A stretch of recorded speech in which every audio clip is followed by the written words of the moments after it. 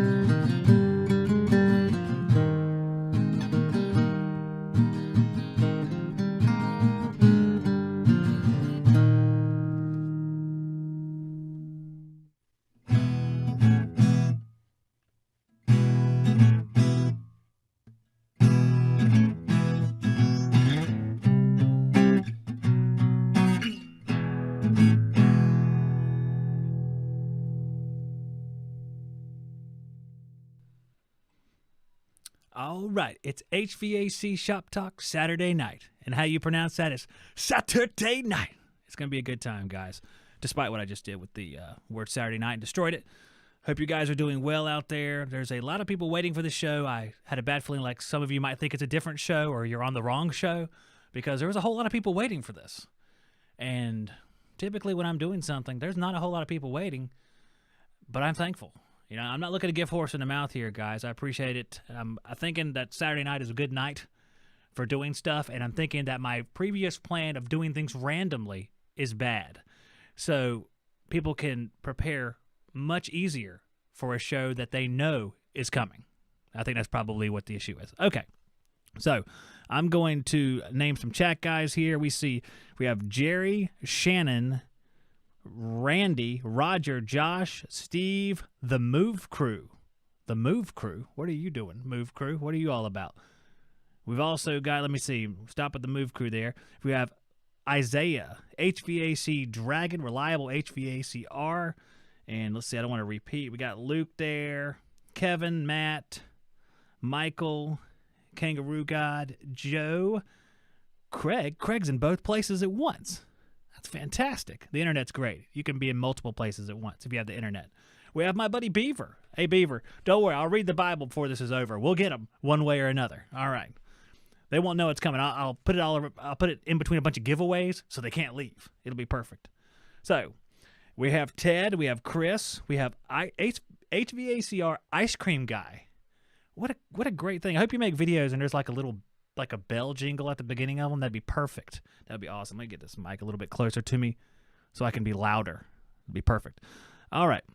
Guys, this is going to be one heck of a show. It's going to be a doozy, or what the older people called, I guess it was a doozy, a Duesenberg. That's pretty old for people who know. Ted probably knows that. Ted's a car guy. He probably owns a Duesenberg. There's probably one at his house right now. He's like, yeah, actually I have 3 Duesenbergs. What's up, everything HVACR? I see you there. What's up, Brent Ridley from the Tool Pros? Make sure you listen to Tool Pros podcast, guys. There you go. There's a plug for Brent. Maybe Brent will send that meter now that I plugged his stuff. Come on, Brent. Send the meter. Okay. So I have some goals for the show, and I have some other things here, and I just want to read them off to you. Then we're going to get this thing started. I came to a bad realization that I'm in my 40s for sure because there's a giant widow's peak right here in my hair. It's very upsetting, and I think it's actually going farther over time, which makes me even more scared. But I think it's not to the point where I'm going to shave my head, but that is inevitable because of my vanity. All right, our lineup for the show tonight. We have 2 Eagans. We just don't have one Eagan. Like a regular show would have 50% of the Eagans, we have 100% of the Eagans here. They're a married couple, Craig and Jessica. We're going to have Craig on first, then Jessica's going to come after a little break here. We're going to talk to them about all things HVAC and whatever comes up. I'm not going to speculate because, judging from the past, I have no idea where the conversation goes, and I can't predict it.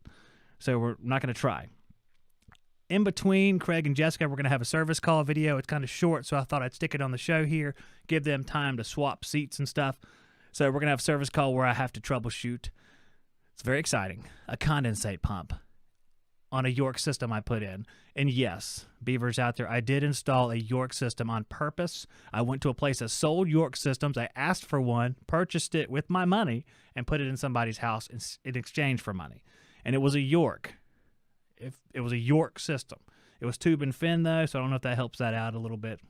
You know, if you say it's a microchannel, people are like, you stupid. But if it's tube and fin, people say, okay, that's okay. All right. I see that my buddy Justin Beaver's in the chat with one of the emoji faces that's vomiting. I don't know if that's positive or negative, but it seems negative. Unless he's eating like a green soup or something. Then maybe it's like the onion soup at the Japanese steakhouse, because those are good.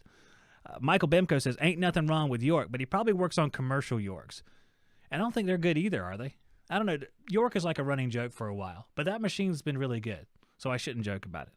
The other one I put in is leaking refrigerant, so I guess we can pick and choose. A little bit later on in the show, we're going to be having the Skilled Trade-Up. Okay, for people that have been around for a while, the Skilled Trade-Up is a game show. You will actually come on the show with me and play for prizes. All right, I think I actually have pictures of these prizes on here. It's called planning, guys, and I get it somewhat right.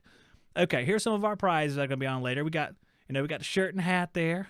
We got swag here. I don't wear it, but we do have it. We have some refrigeration technology stuff. Hey, all right. Everybody using that? Okay, then.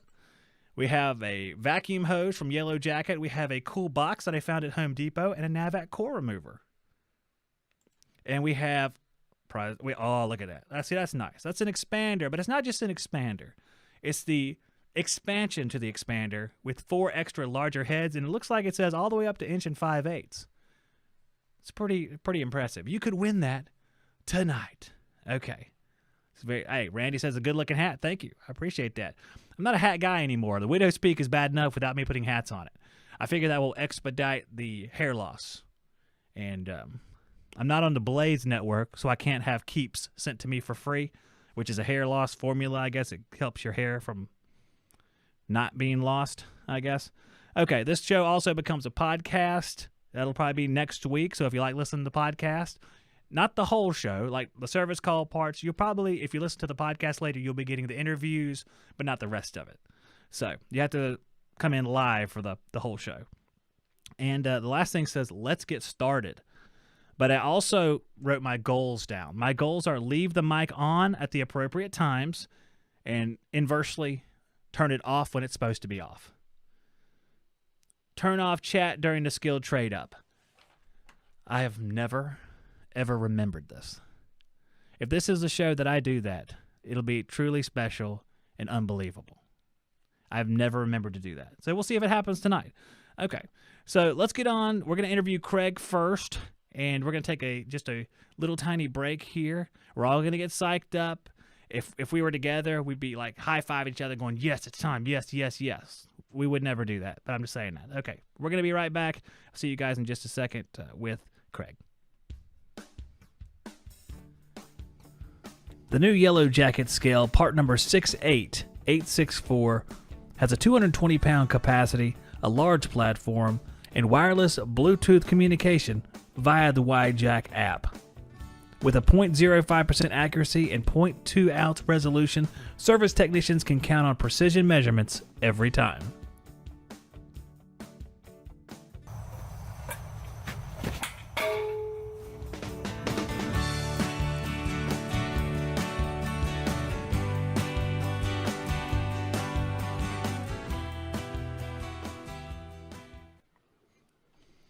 All right, we're back. Hey, and Craig's with me. Craig, how's it going? I'm doing okay, Zach. Oh, man, you're way too loud. Okay, I got to turn you down. All right, let's turn you down a little bit. Hey, that's all my fault, too. That's not your fault. That would have been a final section of planning that I should have done here. We're going to turn this down. All right. Give us a hello, Craig. How you doing, Zach? That's much better. Okay, the first one probably scared a lot of people, but that one's much better. That was much better. Okay, and John is asking what happened to the SM7B. I actually sold the SM7B and gave the money to my wife. That's a true story, by the way. That's a true story because the SM58 sounds about as good, and it was getting a little bit gluttonous with the audio equipment. You ever had that problem, Craig, where you just realize I don't need half this crap? Usually my wife used to think that with the tools until I got her into the trade. Yeah, she used to gripe at me about how much money I spent on tools. And then now she's just as bad as I am. Yeah, yeah. Once she gets in there, you see, oh, I have 2 micron gauges, but what if both of those break? I need a 3rd micron gauge with Bluetooth that can talk to my phone in my car or whatever. Yeah. Yeah, she's Whatever all about Bluevac the does. measure quick. Oh, she's all about the Measure Quick. Now, are you all about Measure Quick as well? Yes, yeah, actually I use it quite a bit, but she's actually more proficient with the measure quick than I am. Like Okay. if I have a problem with the measure quick, she's like, "This is what you do," and yeah, she's a lot better on the phone and the computer than I am. So, okay, well, let's get some introductions out of the way because, like I said during the show earlier in the week or the video, you don't have the YouTube channel with 1 million subscribers doing service call videos or whatever. You just actually do your job quietly, which is what most of the world does. Yeah. So, why don't you tell us a little bit about yourself? Oh, let's see. I'm from Florida. I'm a Floridian. I learned the trade in the Navy Reserve at A school out in Wichita Falls, Texas. As soon as I got out of A school, I started with a company. My first week, they showed me how to do maintenances. The second week, I did maintenances. The third week, I was on call by myself, August in Florida. So it was, I basically, it was sink or swim. How long ago was that? Rough estimate. 12, 13 years ago. 12, 13 years. Now, if you don't mind, Yeah. what age would have you been? I don't want people doing math real quick going, look how old Craig is or look how young he is. Like 33 is when I got in the trade, 32, 33. So that's starting. I mean, that's not like starting late. I mean, 33 is not late to start in the trade. And it's not as late as Jessica started, your wife, but Yeah. So what were you doing before? What was taking up all that time before then? You were in the service for a while, and then how long? I was a reservist. What I did before that was granite that you turn into countertops, fireplace surrounds, bathroom vanities. It was granite. Worked with a buddy. We imported it and I sold it. Oh, wow. Granite salesman. Yeah. So you're on the rock. Yes, I was. Yes, I sold rock. I slung rock for a living. You Yes. sold rock. Look at you. I would never have guessed it, Craig. I didn't think you were the type. So how did you get from, I mean, what was the appeal of HVAC? Let me ask it that way. I mean, All right. when you look at it and you're putting in these countertops, you're like, you know what I want to do? I want to find out what enthalpy is. That's really what I want out of my life. I mean, what was the appeal?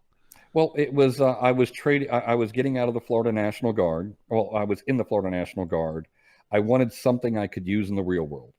The Guard had nothing. And when I went to the Navy recruiter, they were giving out enlistment bonuses for Seabees. They went through the different rates. They got to UT, which was utilitiesmen. It was plumbing and air conditioning.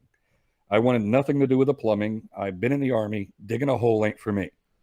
But I figured as a native of Florida, if I knew how to work on an air conditioner, I would never have to worry about a job. So it was a Navy recruiter. And I was like, that sounds like what I want to do. So that's when I joined up with the Navy and did that. Well, let's start back at then. You start in the field after just a few weeks. You're in the field. Yeah. How long were you in the field before you were confident about what you were doing? Because I'm sure it took a while, and there was a lot of hairy situations, I would assume. The high voltage was simple. Capacitors were simple. I mean, motors were simple. Except the first motor I changed out. Nobody told me about how to switch the rotation of the condenser fan motor. So it was blowing down. So I pulled the fan blade off, flipped it upside down and put it back on and tightened it up so it would blow up. And I didn't know about the rubber plug that was in the motor. So 2 weeks later, somebody goes out on a callback on me because the motor held water and burned out. And the guy was like, "Why did you flip the motor up or the blade upside down?" And I was like, "Because it was blowing the wrong way." And he showed me the how to change the rotation.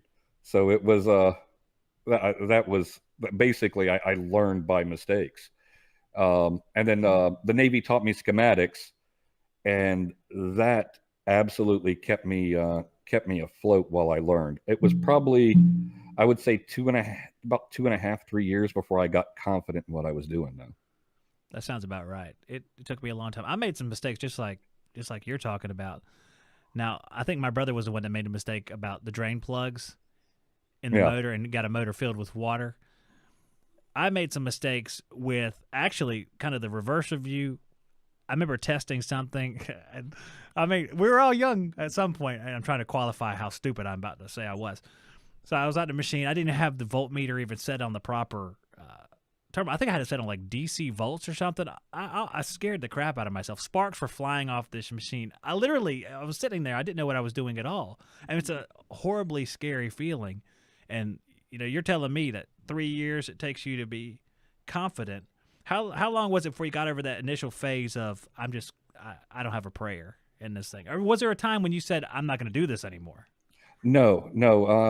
I like a challenge, and I'm stubborn. My wife will tell you. You can ask my wife. She's going to be here, so if you're not stubborn, you Yeah. need to Oh admit yeah. it. But it was there was I seen a coffee cup. It says I won't quit, but I'll cuss the whole time, and that was pretty much my I wouldn't quit. It was I'll get this.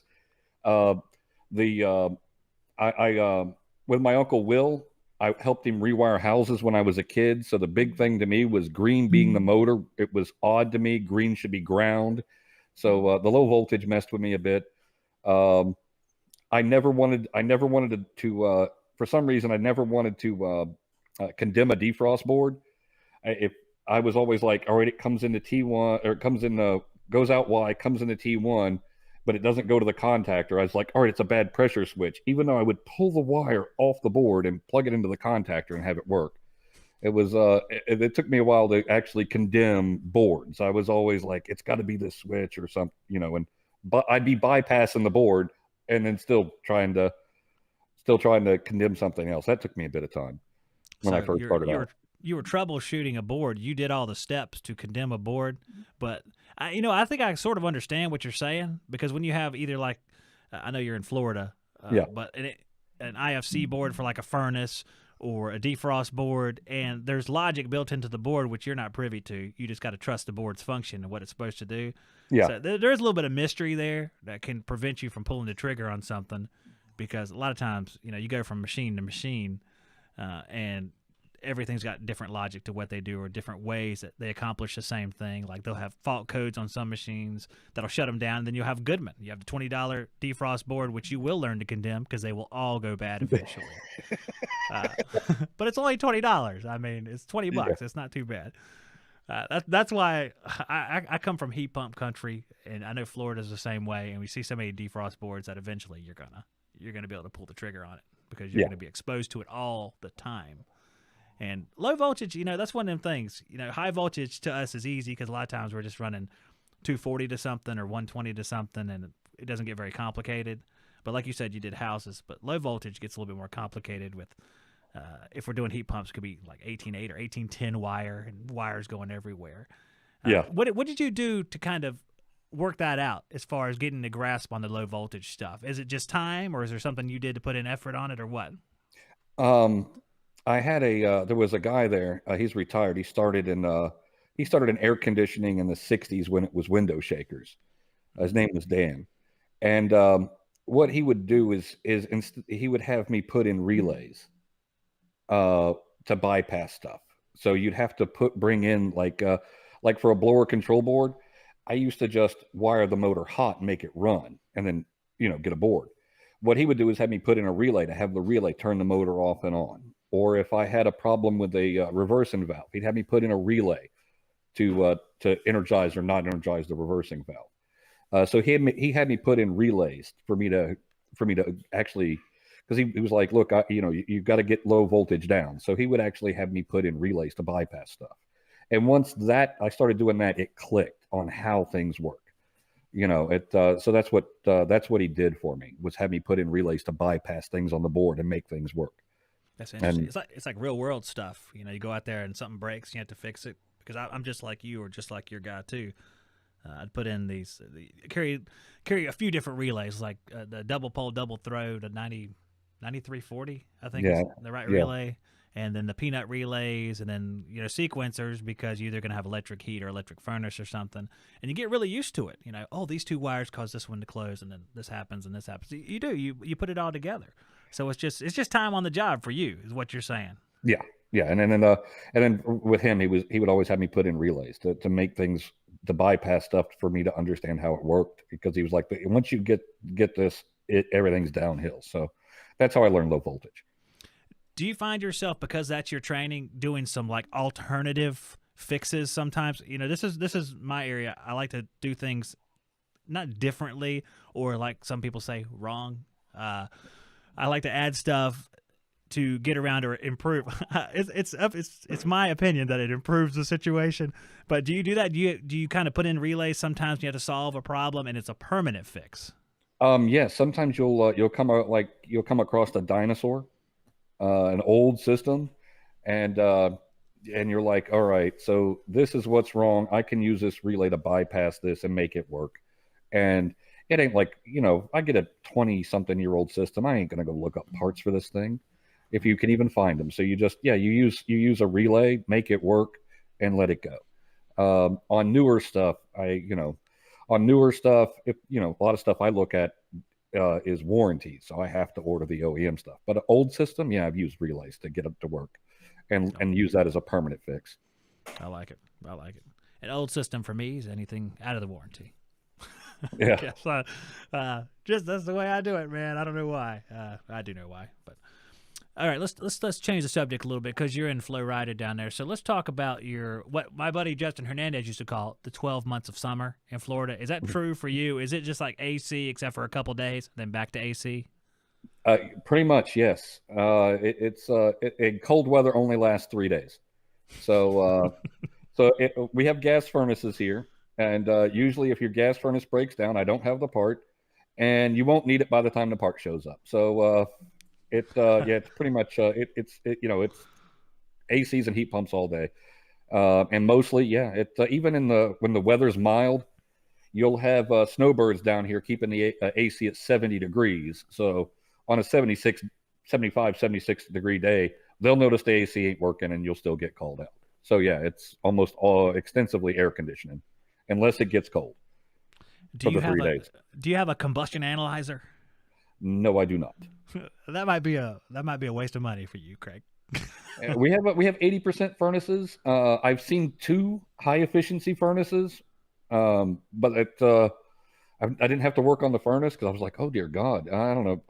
I've never opened up a high efficiency furnace.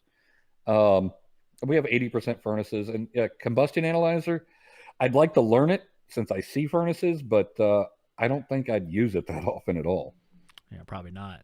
Do you guys do a lot of, I know everybody does PM visits and maintenance checks and stuff like that. Do you do a lot of winter versions, or do you like once a year deals like in the spring? We do customers that want once a year, we do for the spring, so because you're going to run the air conditioner more, but we do twice a year. If you want your gas furnace checked or your heat pump checked in heat, we do that as well. I mean, the heat pump check, if it's cold enough, you can get a cool morning and actually force it into defrost. You always check the electric heat. But I think that if you have a gas furnace, you should do it twice a year. Most definitely. Yeah, I think that's a good idea. I mean, I like the whole idea of a combustion analyzer, but in Florida, I could see like talking yourself out of it a little bit more. Tools like that. I mean, what about the rest of your, we'll call it your tool repertoire? When you go out to a call, I mean, what kind of gauges are you using? People love to talk about this. You know what I'm saying? What kind of gauges you got, Craig? I use the Testo Bluetooth probes. Oh, nice. The first ones or the second ones? Second generation. Oh, those are nice. Those go a little bit farther. That's nice. Yeah. I know that I bought them before you did your video on the range, and everybody I've talked into probes have went field piece. Mm-hmm. Jess has field piece. I'm the only guy that I know that has Testos. But when I upgraded my phone, the range was a lot better than my older phone. Interesting. Is it Android or iPhone? Android. I got the Note 10 Plus 5G, I think is what it is. Hey, I didn't understand the second half of that. So Note 10, I think I got. Samsung. Yeah. I understood that part. Yeah. Samsung. Okay, so have you ever had an instance where you didn't have the range to do what you were doing? No, I don't. Uh, Pretty much, I've stayed in the villages. They're all cookie cutter homes, and even the giant homes that they have, the premier homes, they're not. The the indoor system and the outdoor system are pretty close. I don't really have giant ranges where I've had to deal with not having enough range on the probes. It's interesting. You live in Florida. Do you have to go in the attic very often, or is it closets, crawl spaces? What do you got to deal with?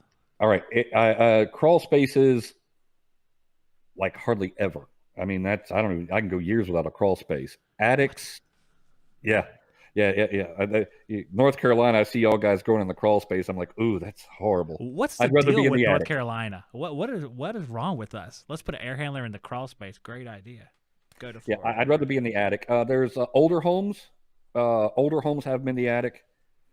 But everything else is like closets, laundry room, in the garage, and that's where I see 95% of what I see. Are you kidding me? What? It's got. I don't know what is wrong with the rest of us. Why they don't do that? Good grief! Everything is in the attic or the crawl space here. That's all we have. There's nothing in the closet. If we see one in the closet, we're all walking up to it like we've seen a unicorn or something. Do we get to work on this? Or you like sitting there like this? Can we work on you? You said, no, this works fine. It's this other system in the attic. I said, of course. You know. Like with y'all in crawl spaces, I can't even recall if I've ever been in a crawl space with with an air handler. I can't even recall if I've ever done that. Wow, man, that could be the case for me too. If I had amnesia, that would be something. I can remember some because the bottom half of the air handler is usually rotted off of it. And time for the change out. Where are we going to put it? Let's put it back in the crawl space. Sounds good. Sounds good to me. Okay. Oh man, Florida's looking good now, man. I thought it could be hot down there, but not if I'm in the closet of the garage doing it. That's what it's funny because I see Joe Shear, he's working on stuff and he's like in the garage and they have a unit in the edge of the garage. I was like, that can't be typical. Oh yeah, that's almost yeah, it's like almost every house. Good grief. Except for old houses. The older houses, like you get in into the old part of town where the houses were built, 45 or more years ago, then you'll see them in the attic. And that's pretty much. That's actually good because we need something to, I need to feel better. So if you have something in the attic, that's good. But it's all air handlers, I guess. And unclogging drains and low refrigerant and everything else is pretty much the same. So, we were talking beforehand and we were talking about how long we want to be doing this stuff. And you had said, we had mentioned the years, 60 years old. I can't remember the dynamic of the conversation. How long do you want to do what you're doing currently? Well, I want to stay in the industry until I retire, but I want to be able to move up, and not be just a service tech, when I'm pushing, 60. There's going to come a point where I'm not going to want to put the hours in or my body's not going to like it. And so it's, you look like, I hope that like with YouTube, you get younger people that watch this and they actually realize that there's a good living to make at this. It's very challenging. It takes intelligence. And it's, you can never know it all. I mean, that's what I love about HVAC. I mean, you can be a master electrician, you can be a master plumber. You'll never have all this mastered. And so you get to learn constantly. And it's a rewarding career. So the trades need people, but I think that getting younger people into the trades would be a great thing. And younger than when I started. You can be in your 20s and start in this. Absolutely, yeah. Well, I had it was great because, it's funny here. Jose De La Portilla is calling me on the phone right now. I guess he doesn't watch this show because he doesn't realize we're on the air. I really should answer it, but it's not hooked up. It would be fun to put him on the air and him not know it. Yeah, I think we have a lot of young guys watch us because I see people popping in periodically who I haven't seen before. Some people, they communicate with me, say, I'm at school, I watch the show, it's really, really cool. So I think that's great. I think people will realize that you can make your living. I mean, for the last, 10 years, my wife hasn't worked. I mean, I made enough money for us. We have 4 kids and a mother-in-law that live here, and I'm able to sustain us on what I made. And before the podcast was going, even back when it was just a HVAC company, I mean, she didn't have to work. And I think that's, and I like that dynamic. I'm old-fashioned. I like the way that works. And because we have all the kids now. And we got the fourth kid too. So I think the trade can be very, very good for making money. I think you could probably, if you're even more driven than I am, you can probably make quite a bit more money, actually. I mean, we have guys out there that are doing really, really well. So I agree with you. I think if you look at these college debts, you listen to the guys like Mike Rowe and stuff, and they're talking about how much money people have to pay for college. And when they get done with college, it's like there's no job waiting for them. And they have this, and honestly, and you can weigh in on this too, Craig, honestly, some of the skills that people learn in college don't seem like they're decent life skills. It's like, there has to be a bit of a primitive edge to every skill, I think. It's like, this is going to help build something, create something, fix something. I think those are good skills to have. And techs, HVAC techs, we got a lot of those. We have electrical, plumbing. We have a lot of it built into us. Yeah. The other thing is you don't have to go to tech school. If you're, if you've got a good attitude, I mean, there's guys that I know that got in the trade just by coming in and being a installer helper. The guy that used to be the operations manager of the company I work at, he was at a restaurant, and the summer season is the slow season for restaurants. So he started at the company pushing line sets for new construction. And he worked his way all the way up to being the operations manager. And then he went to school, and now he works for some financial advisor and left the trade. But a guy that didn't go to tech school, there are people that, service techs are in short supply. There are companies looking for them now, and they will train you if you have the right attitude and you have a good work ethic. And the truth is if you have a good attitude and the right work ethic, I don't have problem. Like Dan, everything I learned from somebody. And if you have a guy, or a girl with a good attitude and a good work ethic, you'll teach them everything you know. It is a good trade to be in, and it's just attitude and work ethic. That's all it is. Yeah, I like what you said. We're not inventing any new knowledge here, and there's I don't know. You probably know this better than me, Craig. What is it? There's nothing new under the sun. Yeah. What is that? Is that Ecclesiastes? That is Ecclesiastes. Okay. And that's, it's really true of the trade, because we get kind of, it's not, ego is not the word, proud, prideful in what we know. And I guess we lose sight of the fact that all this stuff has been known by someone before us. And a lot of times they knew more. And I think a lot of the older tradesmen, and we kind of look down on them, I think, in a technical light. We say, well, they didn't have all this cool stuff. Yeah, but they were really smart guys, and they did a lot of the work we do with this instead of the tools in their hands. So, I mean, you got to give it up to them, and that's a tradesman. That's a skilled trade. That's not a college degree. Like I said, no tech school required. I'm living proof of that. I never went to tech school. I went to family tech school, and it was poor. It was poor at best, and the knowledge came slowly, but it did come. Yeah. And YouTube helped out quite a bit with that. That seems obvious when you watch my videos. That guy learned on YouTube. That's true. Yeah.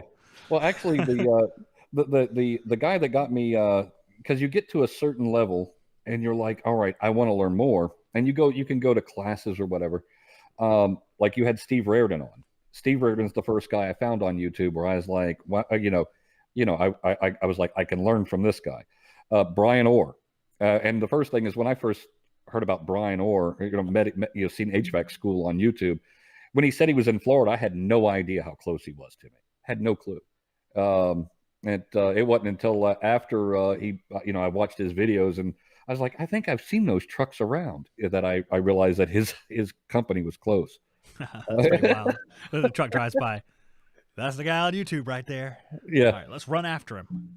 Yeah, and the thing is if you look at like Brian, Brian shares a lot of knowledge, and there's guys out on YouTube that actually share a lot of knowledge, and it's there's training out there that you can take on your own time, and there's either, I don't know, I don't believe in static. Nothing's ever static. It's dynamic. You're either getting better or you don't use a skill, you atrophy.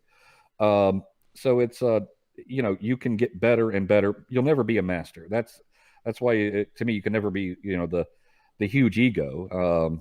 God knows that,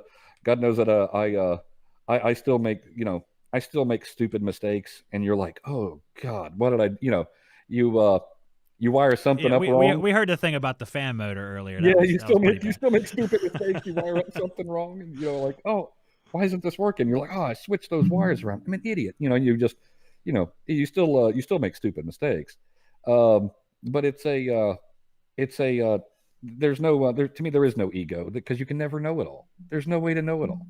And each person has if you look at the different people on YouTube, whether they're commercial or industrial or residential, or they do gas or electric, they have like a specialty, but no one can ever know it all. And that is actually, to me, a big thing that I love about HVAC, is you'll never know it all. There's always something to strive to be better at, and I like that. Craig, that was pretty good, man. That was that's almost so good. We're gonna have to come talk to your wife here in a second, I think. Actually, Yeah. but if I was wiser, a lot of things would have happened. If I was Yeah. wiser, I would be so much richer. No, that's not where I was going. I would have thought of more questions that I could ask you and be like the dating game or something. And on the flip side, be like, well, is this true, Jessica? Is this true, Jessica? But I didn't think of anything like that, and probably because I'm somebody's husband too, and I don't want someone to do that to me.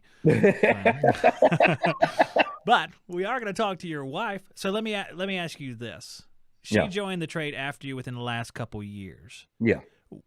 What part did you play in her making that decision and her formative years in the trade? To me, it. All right. She liked being on her own. She liked being outside. That's something I love. I like not having my boss ride around, with me. Hey, look, what do we, and going over it. So that was part of it. And the other part is that she cared. If you care about the job you do for somebody, if you actually care about your customer, that is a great thing, because the customer doesn't care about what you know until they know that you care. So it's and so I was like, look, you can do this. It's not, it's, you got the mind for it, and you care. And that's, that's what I told her. And, when she got hired in, you know, and she started doing maintenances, she cared about the customer, and the customers could tell that. And the customer can tell when you go to their house to work on their system, whether or not you care. They know whether or not you care, or whether you're there to try to sell them something, or whether you're trying to be sneaky, or whether you're trying to be shady and not be honest. The customer can tell. And so that is big. Is you have to care about the job you do. You have to care about that customer that you're at their home, and you're trying to make them comfortable. And she cared. So that, I thought that was a good fit. She's sitting right there, though, isn't she? Oh, of course she is. So, I mean, we really can't be honest. Well, well, the thing is we had this conversation just over 2 years ago, so I remember it. Yeah, it really, I could tell that about her, too, just my limited knowledge of her. It seems like that is definitely the case. Okay, well, let's, without further ado, what we're going to do here is you're going to drop off the screen, Craig, and you guys can get ready, because I'm about to play a video for about 4 minutes. You have 4 minutes, okay? Just imagine the Mission Impossible theme. Dun, dun, dun, dun, dun, dun. So I'm going to let you go just for a second. We're going to bring you back up in just a moment, okay? Okay. All righty. Whoop, there goes Craig, and they're going to get ready there. And I'll just let you know, Craig, you can still hear me, but they can't hear you, so you can clang around or do whatever you have to do for the next 4 minutes. What I'm going to do is I'm going to play a video, and it is a service call video where I'm working on a condensate pump on a lovely York system, which York is a premium brand, much like Ryobi is of different power tools. I mean, they're probably equivalent, if not Ryobi's better. Ryobi really is great, now that I think about it. I just want to put that out there, guys. Ryobi's great. York is probably the best system on the market. So let me go ahead and switch it to that. We're going to watch that right there, and I'll be right back in around 4 minutes, guys.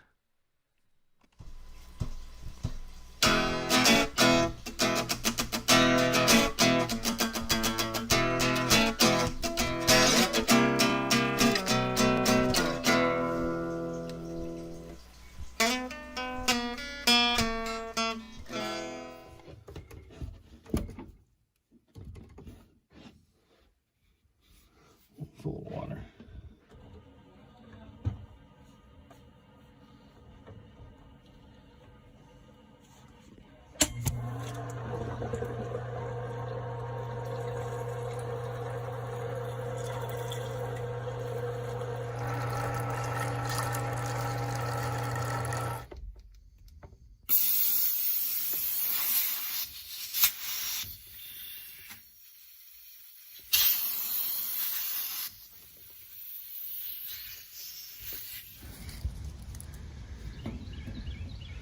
don't see anything coming out here. I might have to tape it there and see if I hear any air coming out at all. Well, I am driving to the hardware store. I don't know if you guys ever had something you think is in stock on your truck. You're so positive it was there and it's not. Well, hose clamps are that for me. So I cut off that. I cut off that hose there so I could blow it out. And I could have taken it off at the barb at the pump, but sometimes they get lodged on there and you gotta kind of cut them off to get them off of there. But I put a piece of 3/8 copper in there, but I need to put some hose clamps on it, but I didn't have any. So I went back to my shop because I'm ultra positive they were there and they were not. So now I'm going to the hardware store, which, if I am gonna estimate correctly, probably doesn't have any hose clamps in stock. And then I'll go to Walmart, and then I'll just give up air conditioning and go live in a mountain.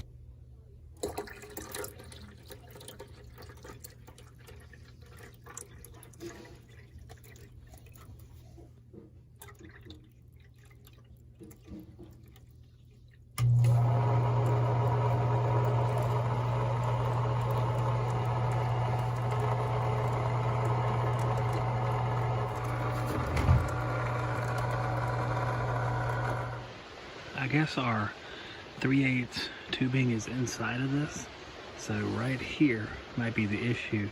I might have to cut it off and kind of take a look inside of it. But I would suspect that if they've really run it as conduit, because it goes up inside of it in the closet. So we're gonna see. Looks like it's kinked off pretty good in there. Just gotta cut this back and put some copper in there, put some insulation on it. I think we'll be okay. Hopefully I got all my materials.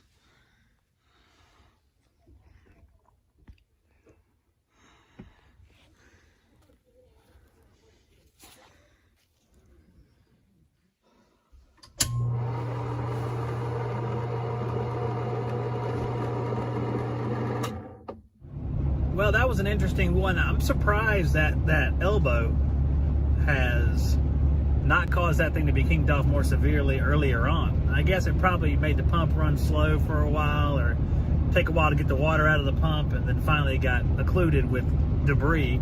Looks like it was blocked pretty good. So replace that one section, and the argument could be made to replace the whole thing. And you can. It's pretty difficult to reach, and it's a little bit more involved because you have to take a cover off the line set outside. And the question will then be, obviously, is it going to improve the lifespan of the repair to replace the whole thing? You know, you figure yes. But that's the only spot that I see that's a weakness in this particular drain line. But time will tell if that was the right decision. I believe it was. And there's now draining, pumping out very well. The pump will probably die before that line will, because the pump's been around for years and years. I put condensate pump life at anywhere from 2 to 5 years, and we're at 10 and a half coming up. So it's about time for the pump to die or need to be desludged at the very least. So that's our call for today, fixing the condensate line. Tell me what you think in the comments. Like, subscribe, and share. Tell all your air conditioning friends to watch Zack on YouTube.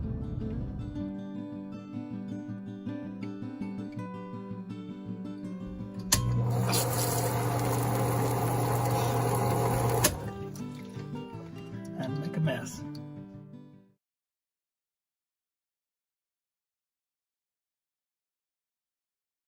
Yeah, that's fun right there. Me messing things up is great. I'm glad I get video with that. All right, let's bring in Jessica. Where's she at? Yep, there she goes right there. What's up? I had to show off the hat. Hey, you know what? That's fine. I can put. You know, we need to get this stuff purchased. That's good stuff. There we go. I got my hat. This feels so cheesy. It feels so cheesy when, like, I'm the person whose show it is and I got to wear this stuff like I'm a NASCAR car or something. It's like, make sure to go to my store and buy these great hats, guys. Okay. You can leave yours on, but mine was like, it's just, I don't know. It doesn't seem right. How's it going, Jeff? It's going good. Fantastic. I'm just glad neither one of you guys are at work right now. This worked out great. Yes. Yeah. It's very, I'm glad very nice. not to be at work. Yes, yes. I like this is kind of a job, but it's really fun. It's good to have a fun job. Now, I know that you enjoy your job, but doing it on a Saturday night would be kind of a bummer. I mean, does that happen often that you have to go out on the weekend or anything like that? Um, about every 6 weeks. I'm kind of like the third guy on call. Oh, okay. So that's not too bad. No, no. How often do you actually have to, when you're on call, do you have calls? Do you have them every time you're on call? Yes, so far, yeah. Okay. Well, And I should probably say, let's lay down some foundation here because I'm talking to you, Jessica. We know each other. So pretend like these people don't know you. Some of them do, some of them don't. Kind of explain who you are. I'm a residential service technician with Kalos Services. I've heard that name somewhere. I know. It's My gosh, I'm going to put my hat back on. Oh, man. It must be a big company. You got cups. we got that was part of our Christmas gift. Oh, They're nice. pretty Okay. nice. They're nice. So you work for Brian, and you work with. Okay, I'm gonna name the personalities over there, and you tell me who you have proximity to. We have Brian, Nathan, Bert. So when I first started at Kalos, I actually rode with Bert. Fun guy. He is so funny, but he really cares, and people don't really get to see that part of him. They always see the Bert Life videos, and he's goofy. Yeah. But he's a really, really down to earth, caring guy. Really technically sound. Now, is he their trainer? Since you rode with him, is he the training guy or orientation guy, or what would you call him? He is. We've got two guys that really train, and Bert is one of them. He is our senior tech. He is one of the senior technicians. Well, that's a trip. I mean, he seems like a fun guy. I mean, obviously, I know that on the video, you're kind of letting your personality, that part of personality, kind of be emphasized. But I mean, he seems like he's a really knowledgeable guy when it gets down to it. He is. He is very. Nathan, I see every now and then. He's over the commercial division, so I don't see Nathan much.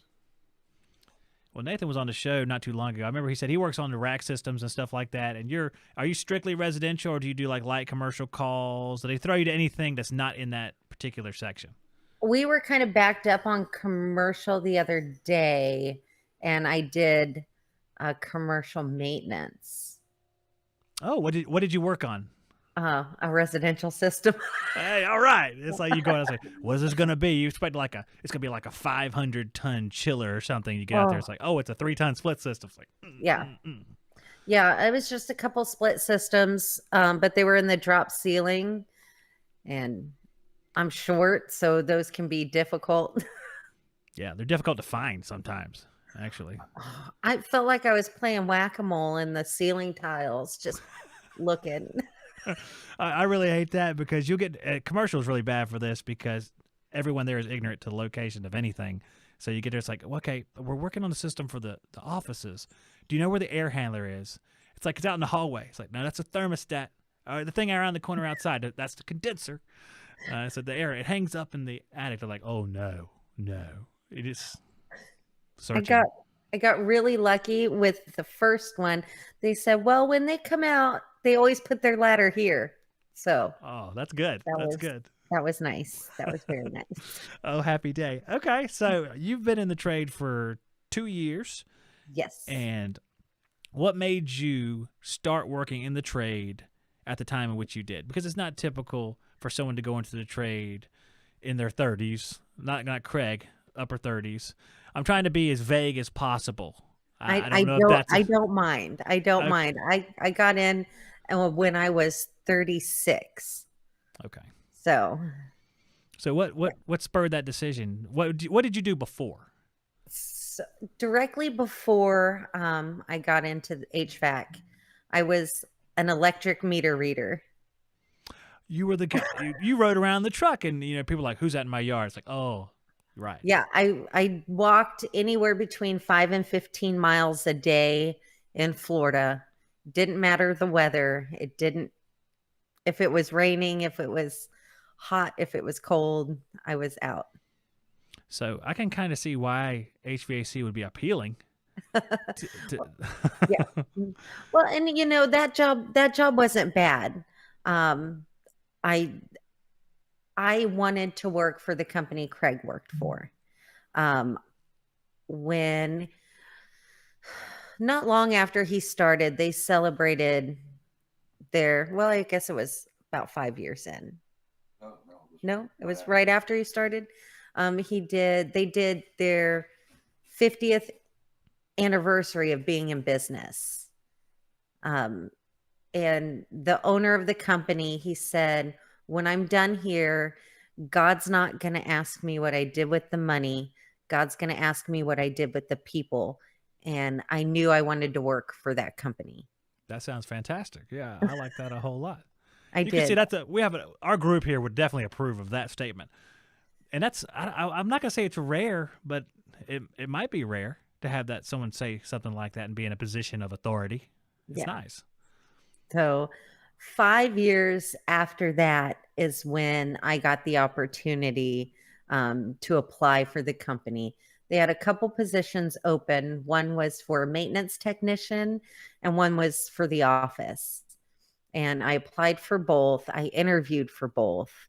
And I guess they figured since I'd been out in the heat in Florida for the past 2 years, I could work on air conditioners.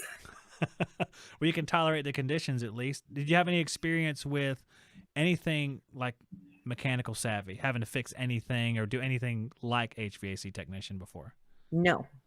That's I knew what interesting. tools were.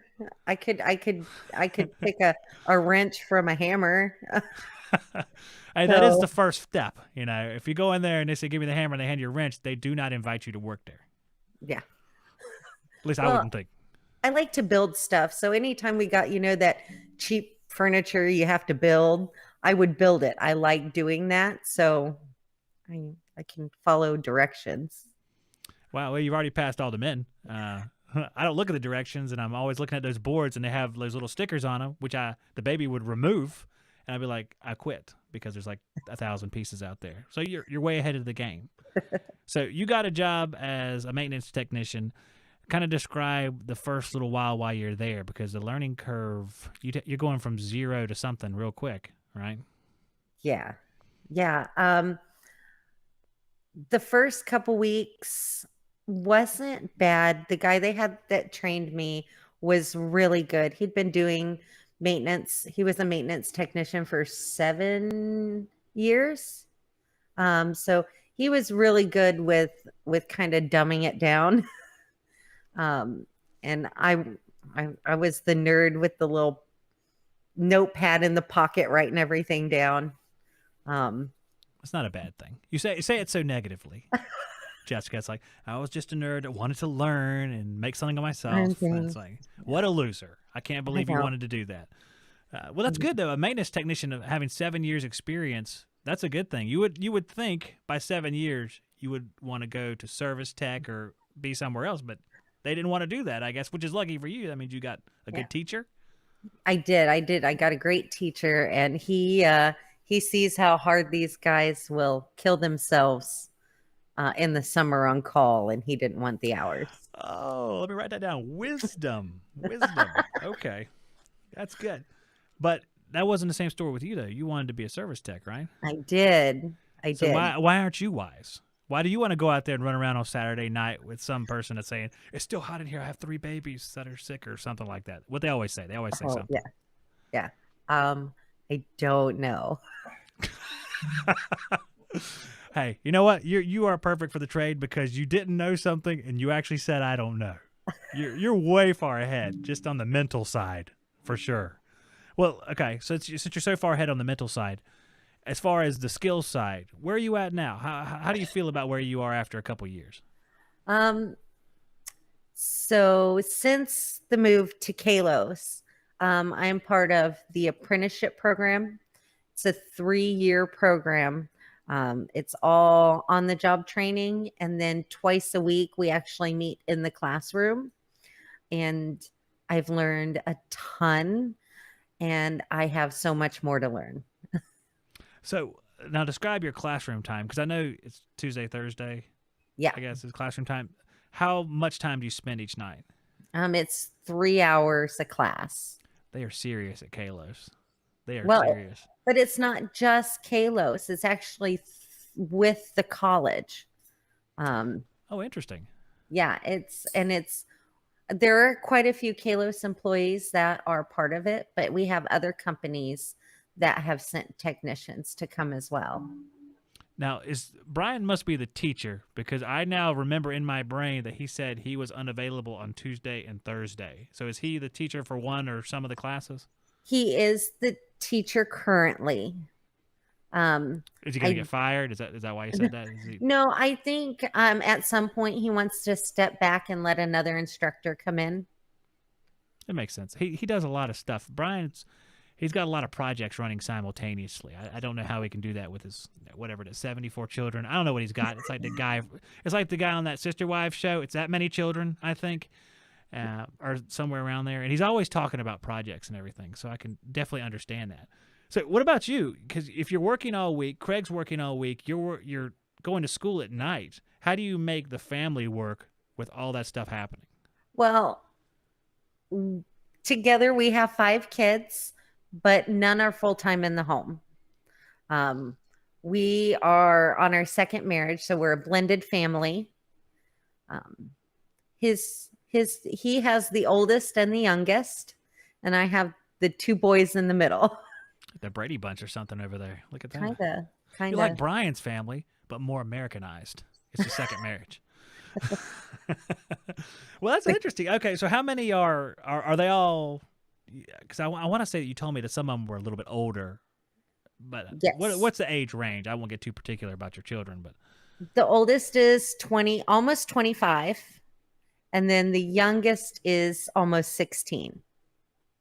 That must be strange since he has a mother that's 27. My oldest that I gave birth to is 19. Good grief, Jessica. Okay, whatever you got, like whatever bag of potions that women use, it's working well on you, Jessica, because you look like you were 7 when you had that kid or something. I like that. Thank you. You're welcome. Hey, I'm not an idiot. I've been married for a long time. Are you younger today than you were yesterday? Gosh, how'd that happen? But it's really true. Actually, I don't want to blow it now. It's really true. So let's transition, actually, before I do say something stupid. Okay. So you got your job. You've been working for a couple years. And I was looking at, whenever I have people on the show, you fill out a thing so I can get to know you even more than I already do. But I want to say this. You had your strengths were like compassion, like, it's real people-oriented strengths. It's like, and not to say that the skills aren't there. It's just to say that that's what you focus on. Now, why is it? I won't say why, but how does that serve you in the field?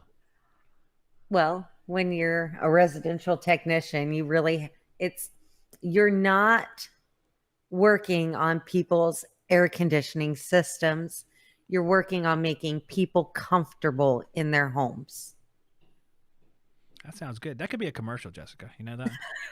Here at Kalos, we don't work on air conditioning systems. We work on people. We make them comfortable in their homes. That's Pat. If Brian sees this, which he won't because he doesn't watch his show because he's too busy, probably starting another podcast or something. So, or like teaching blind children or something. He's a good guy. But that sounds good. I mean, now as an HVAC technician, I think it's really advantageous that you have this skill, especially in your early career. Because while you're building skills, you have these, whatever you want to call them, soft skills that are already in place. And I don't know. One thing I didn't want to make it about, and I think we mentioned this a little bit, was, how's it feel to be a girl in the trade? I didn't want to say stuff like that because that's annoying. You know what I'm saying?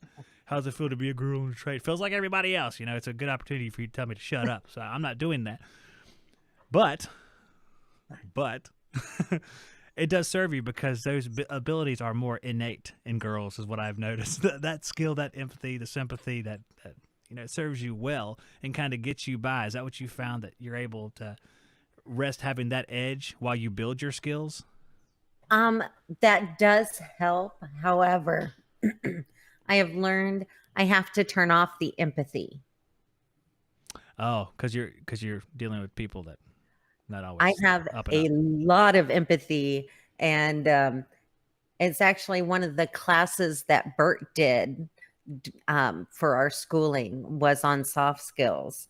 And you don't want to go to the customer and say, I am so sorry your compressor died. I understand it's a big blow. So okay, what's wrong with that? Why can't you go up to them and say, man, this is too bad. It'll be $2,000. So, what's the problem with going in there and, being their best friend? What's the issue? Jessica's like, I don't know. It's fine with me. It kind of is. It's hard for me to turn that off. I have more empathy than one person should have. Well, let me say this. What does Bert say? Why does he think, or what is his stance on this? Because you're not there to be their counselor. You're not there to be their therapist. You're there to find the problem and fix the problem. It's true. It's true. It is true. Man, that's so cold, Jessica. Can you really just go in there and fix a problem without asking them how their dog is? Oh, that's hard. Yeah.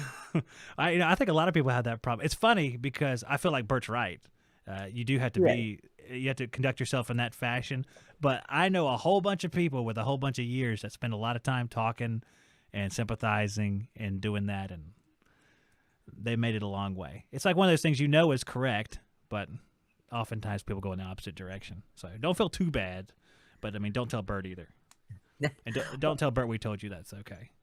Yeah. Not that he can't do anything about it, but okay. All right, so let's talk about some training stuff because you're doing training in the evening.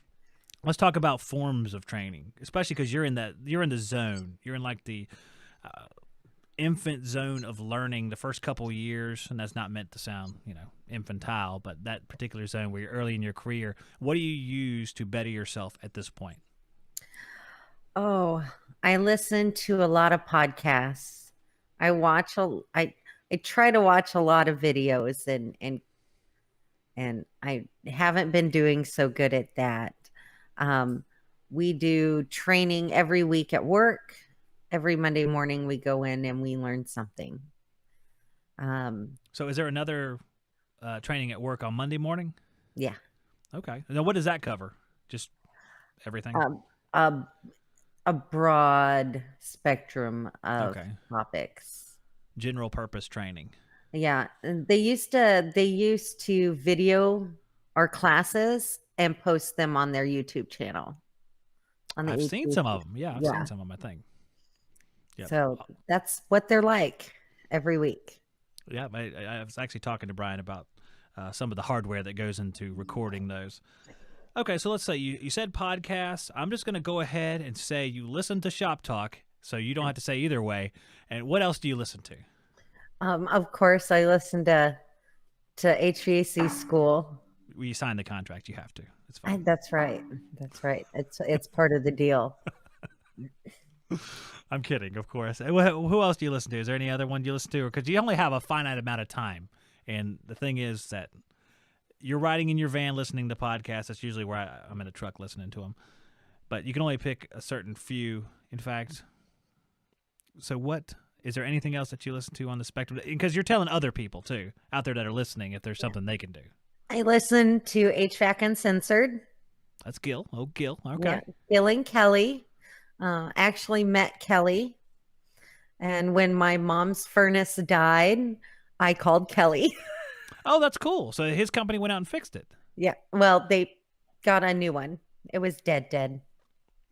Oh, nice. Okay. Well, Kelly seems like a sharp guy whenever I listen to their show. Their show is usually not technically based, so I don't listen to it as often as I listen to some of the other ones. But I like that bunch. They're a couple good guys. Yeah. Okay. So when you're watching YouTube, I mean, you can go ahead and say you watch Shop Talk. We won't even ask you. Don't even worry about it because I don't want to hear no, and it'll crush me, my ego. So HVAC School, I'm pretty sure you watch some of their stuff too. What else do you try to watch? What type do you try to watch? You like to watch service calls or like stuff like this or what? Well, I love the live streams. So, I'm watching Overtime and I'm watching HVACR videos. I watch Chris. Right. I miss when Gil and Kelly did their live streams. Yeah, it's been a while. Yeah. It has. I watched Mr. Ted Cook, of course. Oh, Ted. He was on the show. Was he last? Yeah, he was the last show here. Yeah. Okay. Yeah. So I watched Ted. Gosh, kind of putting me on the spot. I have to think really hard. Name 2 more, or else we're not going to have skill trade up tonight. Uh-oh. I'm just kidding. Oh, can't forget Brent, Tool Pros. Oh, that's good, Brent. Yeah, he's irregular, but he does come on. And I follow his wife also on Instagram. Have you ever listened to her podcast? I haven't yet. I've listened to a lot of them. I'd say like 10 to 15 of them, and they are hilarious together. Brent and his wife, the dynamic it's very funny. I was not expecting it. I listened to it just like, hey, Brent's my buddy. I'm gonna check this out. I listened to a lot of them. I remember going up to a soccer game for one of my kids, and it was like a 2-hour drive. Oh, we listened to it the whole way. It was funny, very good. So, and it's not HVAC for people that are wondering. It's just life. It was hilarious. So I forget what it's called too, and that's not going to help anybody. Is it? Oh, too bad Britt's not here. Brent was wife. in the Tool wife. Tool wife. Yeah, I was going to say Brent was in the chat earlier. He left. Brent watched for 5 minutes just so he could appear, and he's gone now. I put people on the spot. That's what I enjoy. So I'm sorry, Brent. Brent also said he'd send me a SC57 multimeter, which he still hasn't done. I'm just saying it. Come on, Brent. Supposed to be friends here. All right. So I had like stuff I wrote down here. Working with Brian, we already talked about that. Oh, we could talk about Craig. Oh, I can talk about him all day. Okay, all right. Let's talk about Craig. Now, we got his side on when you got into the trade. Now, tell me what it was like coming to the trade with Craig as a resource and a husband. At first, it was very frustrating. Oh, dear. I need to know why things do what they do, not just because I said so. Oh, okay. Well, yeah. You know what? You listen to the conversation we had about the defrost controllers where the logic is unknown to us. I mean, you can figure it out if you want to spend your whole life doing that. But some of the things you just have to say, that's what it does. Now, is that the situation you're talking about, or is it like Craig wanted to expedite the training? The expedition, definitely. No, don't go away. Hey, does Craig need a rebuttal time? He thinks he needs to rebuttal, but he's fine. When I was studying for my EPA exam, where it was going over the refrigeration cycle, and I asked, well, what if it's in heat mode? And what if it's, because, heat pumps, I'm in Florida, we do heat pumps. And he says, it doesn't matter. I said, yeah, but what if? Because it helps me really wrap my head around it. And I'm sure I yelled a lot because I'm a yeller, and nagged him until he yelled at me. Yeah. Oh, man. I don't know if I should have asked this question or not. Hey, you want to know what the whole thing says here? It says, what's it like being married to an HVAC tech is what I initially wrote. It says help or hindrance. Now I know if I have a question, and I've reached out to kind of my chain at Kalos, and I still need a little extra, somebody that can speak Jessica, because it's a skill. Wait, why don't you describe that skill for us? Speak Jessica. What do you have to do to speak to Jessica? Learn my pantomimes because I forget words. Oh, interesting. Okay. So you had to fill in the blanks. Yeah, I lose word. It's the thing, the thing that and he can figure it out usually. I gotcha. Actually, I speak some of that language too. So, okay, I understand. Yeah. So it's been really good now that I'm kind of out of that just learning. And when I was first learning, I would say, well, Joel does it this way. And he would say, I don't care how Joel does it. This is how you do it. You know what? I have been in this exact same situation, because whether you know it or not, whenever you come in and say, this is becoming like the husband and wife stories for all time here. You come in there and say, well, Joel does it this way. That is basically like saying, you calling me stupid? That's what men hear. You calling me stupid like I don't know which way I'm doing it, especially when it's husband and wife. It's so subjective, every bit of language. Well, the train units, they have the two panels, one to get to the refrigerant and one to get to the electrical. And Joel would take all the screws out and then pull both panels off. And Craig says, don't do that. Take off one at a time. I was like, why? Joel does it and it's fine. And I found out when I was taking the bottom panel off and the top panel started to fall, and I grabbed it and hit the capacitor and it threw me against the wall. Oh my gosh. But he couldn't just say, right. He couldn't just say because the panels can fall and you could stick your hand in the electrical, because that would have been way too easy to tell me. Yeah. I feel like this is one of them times where the husband says, why can't you just trust me? I feel like all the arguments are the same with every married couple, because I can go ahead and play it all out what you're saying exactly. If my wife was a technician, is exactly how it would go. Now it's even, if it's more convoluted now, it's like, yeah, but I got shocked at the panel thing. So why'd you take off both panels? And something like that. She would know somehow to provoke me.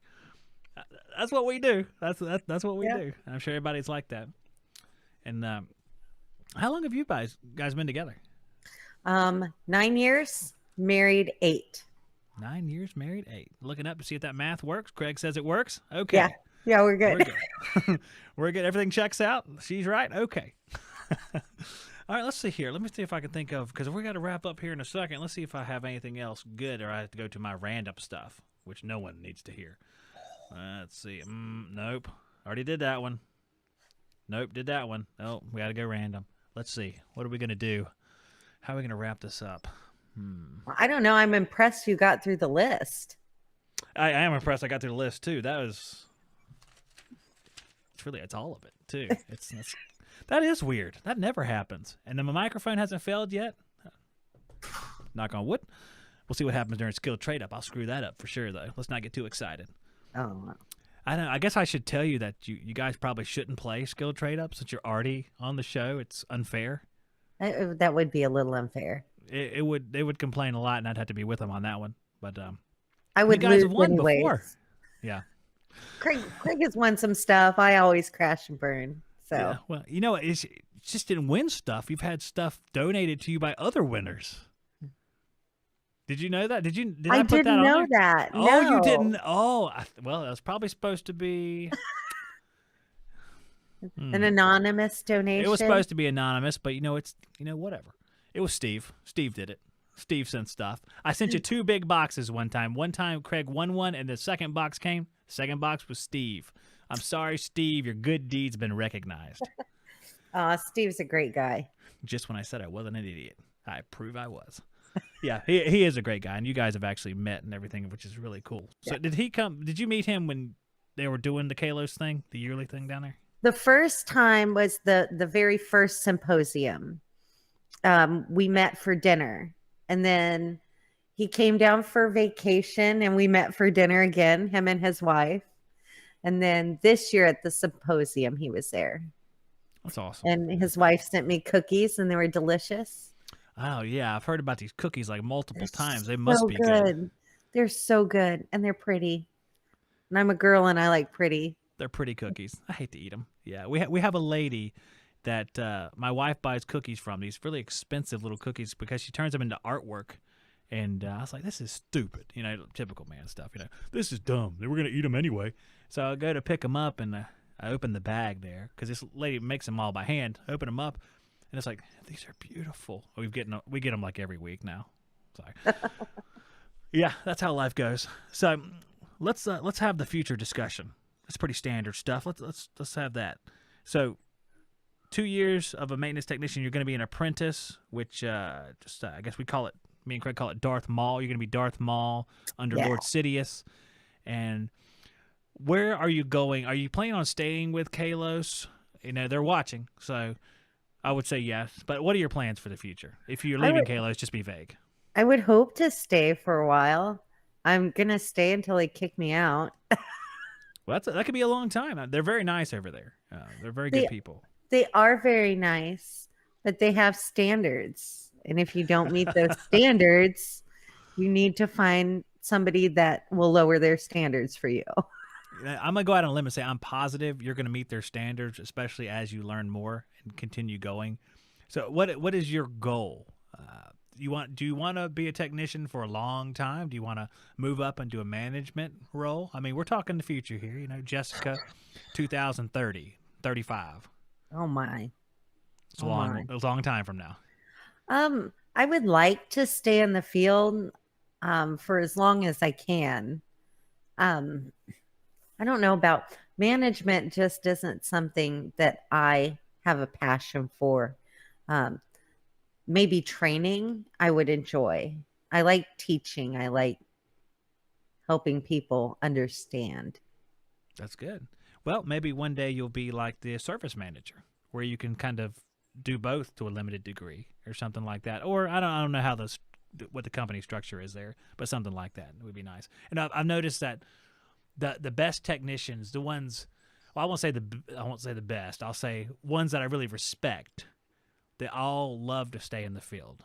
They all love the field. They feed off of it. Guys like I talked to NorCal. I mean, he's just a super guy. Just a super guy. He just loves it. He's going to do it till they find him in the house one day. You know, he's going to do it until it's all done.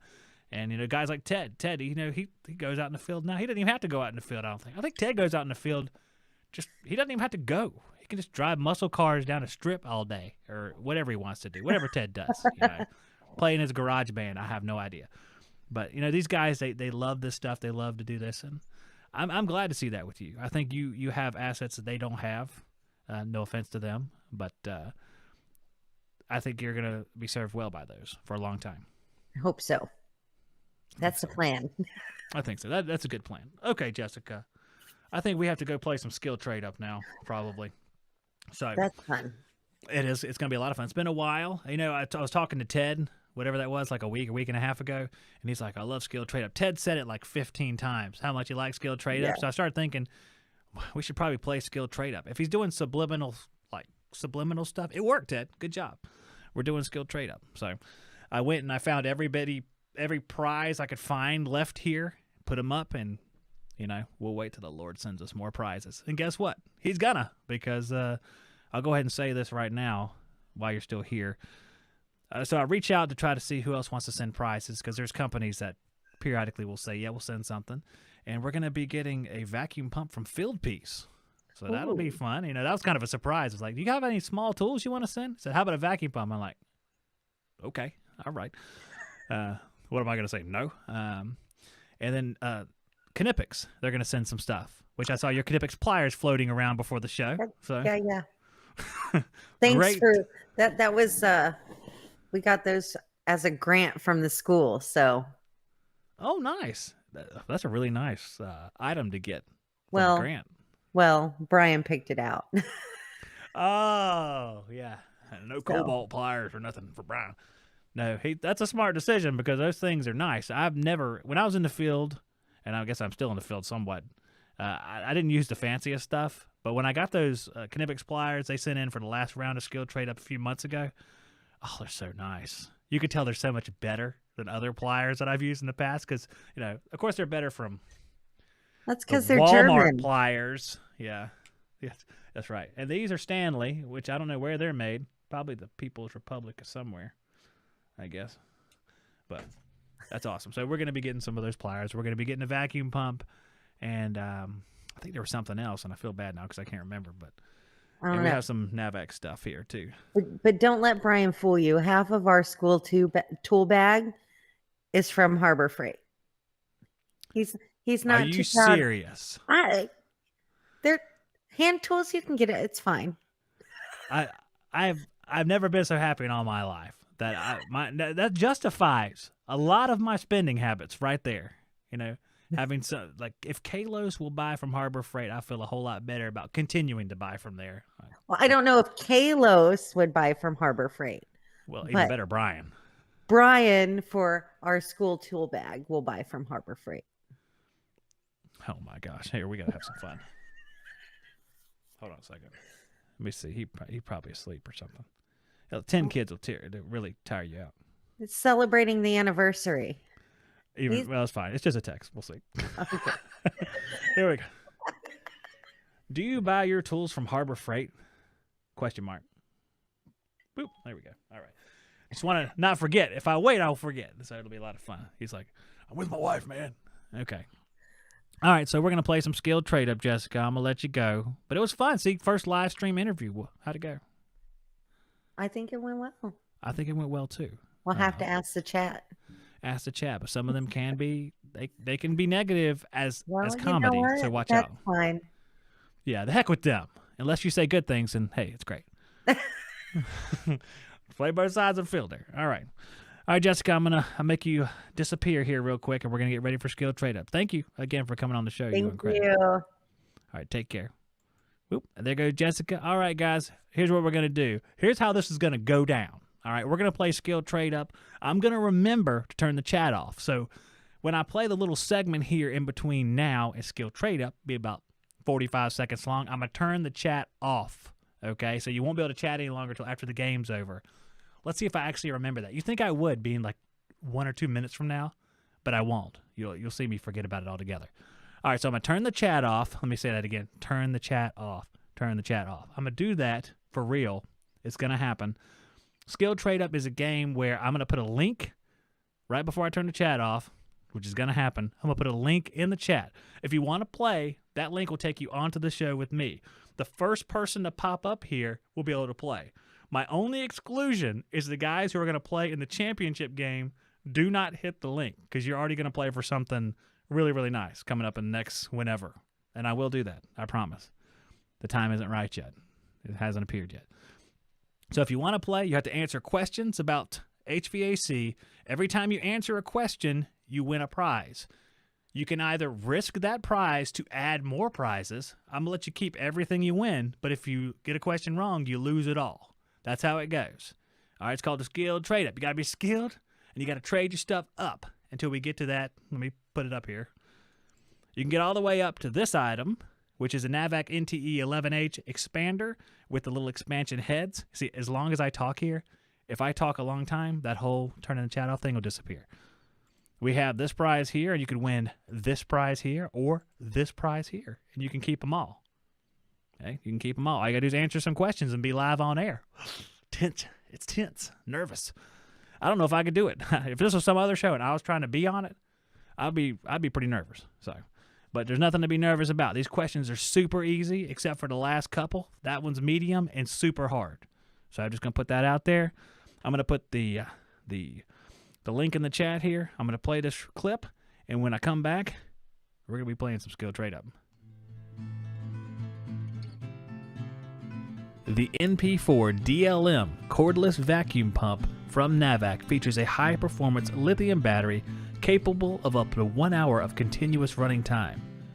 Weighing a scant 15.4 pounds, this unit is exceedingly efficient and, for technicians, easy to carry and store. The NP4 DLM's twin-cylinder operation provides high vacuum down to 15 microns. To save 8% off this product when you purchase, go to TreeTechTools.com and use our Shop Talk discount code.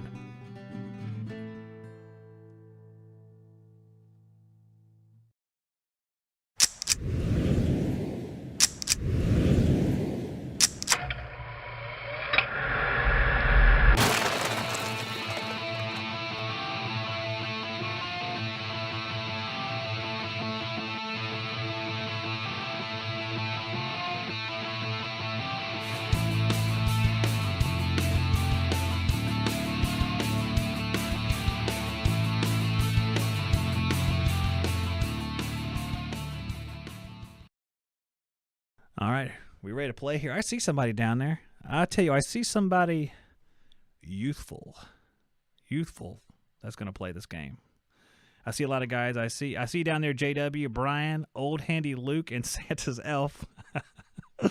But the first person in here that's going to play this game is going to be none other than Old Handy Luke. Oh, dang, I made it. You made it. How's it going? I'm going to turn your sound down just a little bit. Here, hold on a second there. All right, I'm turning it down right there. Okay. How you Long doing, time no Luke? see.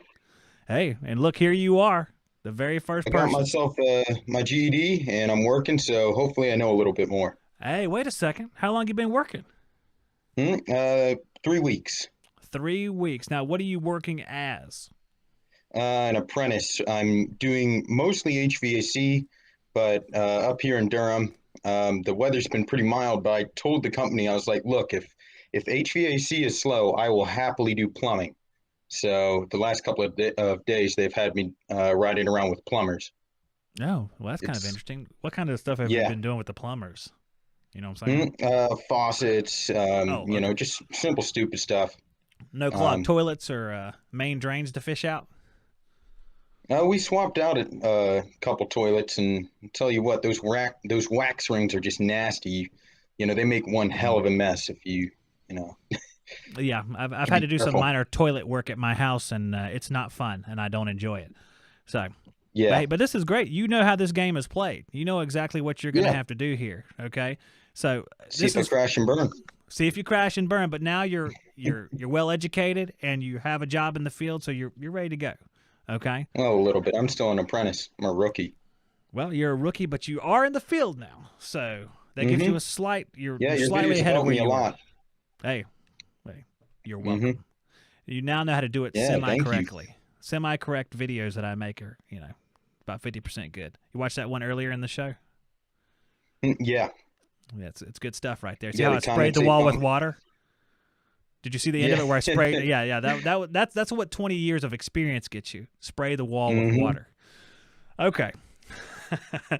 All right, so we're going to start with the first question here, and we're going to play our ominous music, which actually I don't think you're going to be able to hear because it just plays out to the people listening, so it's not going to freak you out and be ominous, but I'm going to go ahead and push the button to freak everybody else out. And this is your first question, Luke, and good luck. How is HVAC vacuum most accurately measured? A, inches of mercury. B, microns. C, PSI, or pounds per square inch. Or D, pascals. That would be B. Is that your final answer? Correct. All right, this is great because I'm going to stop the music. Is Luke correct? Boy, that's really dragging out. I have some great new sound effects, too. And here's the sound effect for being right, which is what you are. That's right. I grew up in the 80s, and that is the sound from the video game Dragon Warrior. That's I right, can't hear people. it. I'm gonna have to go back on the live stream and watch it. Yeah, you can't hear it, but the other people can. But definitely watch it because it came out about 20 years before you were born. It's an awesome game. So, okay, now you won a prize here. You won the very fantastic hat and shirt, which you may or may not already have one of. I do have And the shirt. you have the shirt. So there's a hat right there. It's Mm-hmm. pretty nice. It's a nice hat. It's a great hat. It could be yours. It should be yours, and it is yours, unless you want to risk it to add all of these refrigeration technologies bottles to your repertoire. Now, do you want to risk your prize to get this prize? And you get to I keep think both I'll of them. take the risk. All I've right. been well, using the Nylog Blue on some of the techs don't really like it, but I will use it on caps that are on Schraders that are leaking because they don't want to replace the Schraders for some reason. So I'll put it on the metal caps, on the threads. I like it. I used to put But them a lot on those little threads as well, actually. So, okay. Mhm. So you're going to trade up. Yep. Fantastic. And we're going to get to another question here. Let me take this off the screen. Cue the ominous music that you can't hear so it doesn't really work on you. And we're going to go another easy question. So we'll say, you tell me if it's easy or not. Let's get into it. Here we are. Question number 2. Total capacity of an air conditioner includes latent and blank capacity. A, static. B, sensible. C, refrigerant. D, enthalpy. What say you, Luke? Oh crap. Let's see here. Sensible? B? Is that your final answer? Yeah, I guess. Well, I'll tell you what, Luke. You're right, man. It is sensible. Oh, That's really? exactly right. Yes, that's right. Don't be so surprised. Okay, you got it right. All right. Mm-hmm. The job in the field's paying off. So you got these Nice. prizes here. You got the shirt, and you can risk that to add the vacuum hose, the NavVac VCRT valve core removal tool, and the little storage box. So do you want to risk both of those for adding this prize? And it's going to be a medium question instead of easy. What say you, Luke? You know what? I'll go for it. You're going to Why go not? for it? All right. Well, you know what? That's what I say. Why Oh, not? well. So let's do it. Mm-hmm. All right. So we're going to go into a third question, and this is going to be medium. So when you say, why did this happen to me? Said, I wanted a medium question. Here it is. Not too bad. We'll see what you think of it. Which is not a Fluke brand test instrument? Which of the following is not a Fluke brand test instrument? A, the 87V. B, the 3000 FC. C, the SC480. D, the PRV 240 FS. Which is not Fluke? What do you think, Luke? Which one's not Fluke? It's a nice rhyme.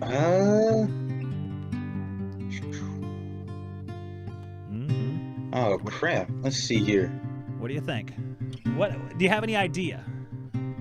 I have kind of an idea, but not really. I don't know. I can't, I'm kind of guessing. So, What is your guess? do you have any of the what is it? What was it on the last version? You're looking for some lifelines? You ask Luke? the chat. Yeah, you ask the chat or something. You don't have that? The questions are so easy. We don't need that. Okay. Looks like I you know what? beg I'll to go with differ. C. C is SC480. Now, is that your final answer? Yes, that's my final guess. Okay. Luke's final guess is the SC480, which happens to be made by Field Piece.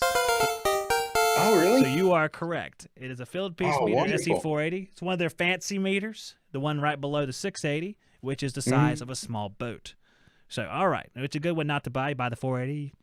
Most people can actually carry the 480 because it's not too heavy. Now, you made it all the way to prize number 3. All right, you come real far. That last time you said it was a super guess, which turned out really good. But the prize number 4 it's nice. It's the expander and the 4 larger heads. So it's not just a regular expander kit. You can go all the way up to 1 5/8, which is really nice. That's a pretty big expander. So that's going to be a hard question. All right, if the last one was hard, this one's going to be harder. So you tell me, what do you want to do? I think I'm gonna have to pull out. Well, you know what? Don't want to go too far. I'm going to forego any of my old school jokes that I would have used there, and I'm going to say, all right, very good. So you'll get all of those prizes, all 3 of those 1, 2, and 3 prizes, and you just send me your information. It probably hasn't changed, but it's a good reminder for me so I can send it out to you. And you're close, so the shipping will be low, so we'll both be happy. So it'll be good. And never fails, my cat always comes to visit or mess with me. Well, your cat might have known the 4th question. Do you want to take a look at the 4th question to see if you would have known it? Do you want to know if you would have known it? Either way. Okay, all right, here you go. So you're not on the line for anything. This is just to see if you would have known it, okay? All right, here's the 4th question. Which pressure is the lowest? A, 0 psig. B, 0 psia. C, 100 microns. Which one's the lowest? Seems like 100 microns. 100 microns? Well, I guess we'll never know.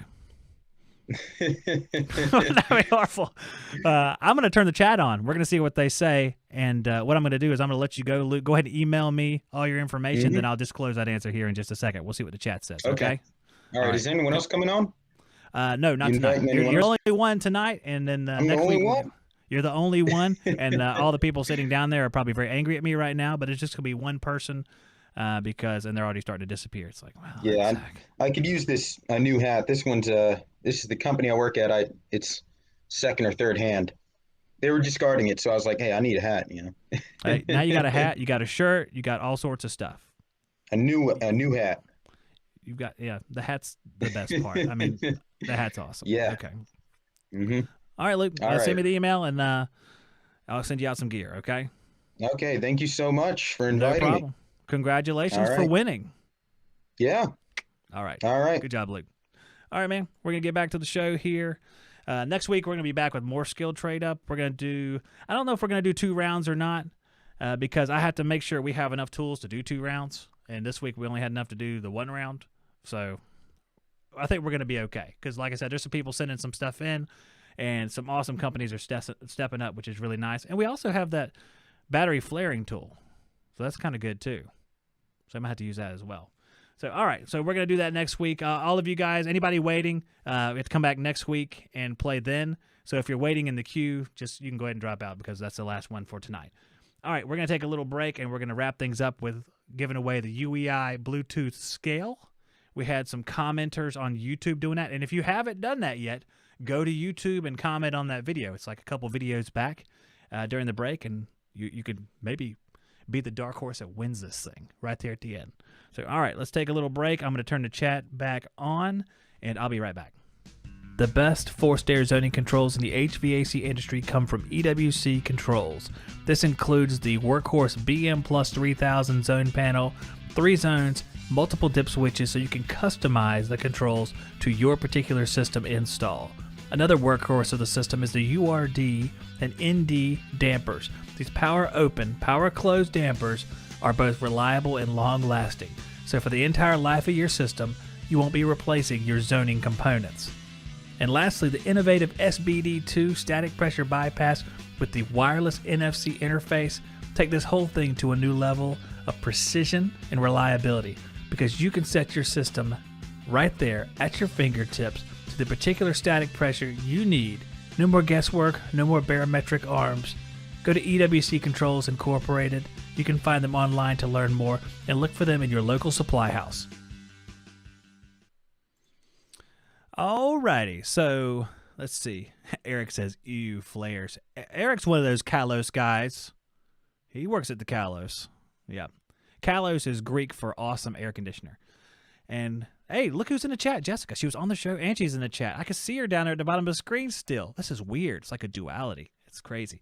So Luke won. Congratulations to him. We'll bring that back next week on next week's show, which will be Saturday night. Same time. I think we're going to do 8:30, but it will be Saturday night. If we shift it back and forth to fine-tune it, maybe. But it's going to be Saturday night. Seems like people like it on Saturday night. And I've worked it out so my marriage will be sustained with me doing this on Saturday night. So everything's working out great for everybody. Susie, welcome back. I see you're over here. And the guys are saying, Adam Heish says B for the answer here. Let me bring it back up again. All right, so which pressure is the lowest? A, 0 PSIG, B, 0 PSIA, or C, 100 microns. And it is, in fact, B. It is 0 PSIA, because think of microns as not a negative pressure, but an extremely low pressure. When you get down to 100 microns, it's not negative because you're basically going below that PSIG, which is 14.7 atmosphere at sea level, and you're getting closer to 0 absolute. So it's kind of interesting. It's kind of neat how it works out. I don't know if Luke would have got that or not. He can comment in the chat, but it was a neat question, and I got that from reading the vacuum book, because I would have been like, which one is it? I wouldn't, if you guys know which ones I would have gotten right or wrong, you'd be like, he's an idiot, and you're right. Okay, but this idiot's about to give away a scale, so let's be nice. All right, let me set up the scale screen over here. Boop, and let me swear. There we go. All right, so we had a video that I released a few days ago giving away a Bluetooth scale. Originally I was going to make the person be here live, but you know what? I'm not going to do that. I've changed my mind. I've had one of my unpredictable changes of heart that Mr. Burns from Simpson used to have, or The Simpsons, and Luke said he would have chose C. Hey, you chose wisely, Luke. Good job. All right, I'm going to get the YouTube comments. We had a few more. Some people did rush in at the end. Very good. All right. So we're going to pick a winner, and you know what? You'll just have until the next show to claim your prize, because this show was long, and sometimes people have to step out or they get tired or whatever, so it's okay. It's a forgivable offense this time. Here we are. Our winner for the UEI Bluetooth scale will be, let's see, Kangaroo God. Kangaroo God. Hey, man, that's our buddy. All right. So, Mr. Kangaroo God, you are the winner. Your comment on that video was, my schedule and Jessica's schedule apparently are backwards, so I will try to make whatever you decide work. I was asking guys and girls when the best day for a show would be. Overwhelmingly, it was Saturday night, and it worked out good. I think everybody had a good time tonight, so it's really, really awesome. Kangaroo God, you are the winner. If you see this, you have until the next show. That's the only caveat here. If the next show starts and you haven't claimed the prize, it's going to pass along to a new person. But I'm glad that he usually watches this show, so I think you'll see it. All right, let's switch back over here. Let me do that. Oh, look, there's the weather too. Oh, all right. And I have to switch the screens. There we are. All right, excellent. So that's pretty much all we had on tap tonight. I mean, if that's not enough, I mean, that's crazy. We've been on here for a couple hours almost. It seemed like there was one more thing I was going to do. What was it? Oh, that's right. I was going to read for Life's Instruction Manual. You guys ready for this? And goodbye, everybody. Okay, that's fine. That's okay. I just have one thing I'm going to read real quick. It'd probably help you a lot in life. So this is our parting words. And I do have one more thing to show you, one more video clip. So, I mean, if you want to hear the words, just kind of suffer through it with us. And we'll see you on the flip side. Okay, this is John chapter 14, verses 1 through 7, I think. Yep. It said, "Let not your hearts be troubled. Believe in God. Believe also in me." This is Jesus talking. "In my Father's house are many rooms. If it were not so, would I have told you that I go to prepare a place for you? And if I go and prepare a place for you, I will come again and will take you to myself, that where I am, you may be also." It's a pretty good idea to be living where God lives. You know, that's an idea I'm going to like. "And you know the way to where I am going." Thomas said to him, one of the disciples, "Lord, we do not know where you are going. How can we know the way?" Jesus said to him, "I am the way and the truth and the life." That's the line right there. "No one comes to the Father except through me. If you had known me, you would have known my Father also. From now on, do know him and have seen him." You do know him and have seen him. So that's something right there that really speaks volumes to me, and that's the center of life right there, guys. Air conditioning's great, but that's the center of life. So make sure we're concentrating on the right things. Doesn't mean we can't be good at our jobs. Doesn't mean that we can't love tools and love other stuff, but there's something you need to love more, and that's God, and that's Jesus, and I'm just going to put that out there. I'm not going to, as I said on the other show, hit you in the head with it, but just a little bit right there. And just one more thing I want to put out there tonight that I'm very proud of is my son.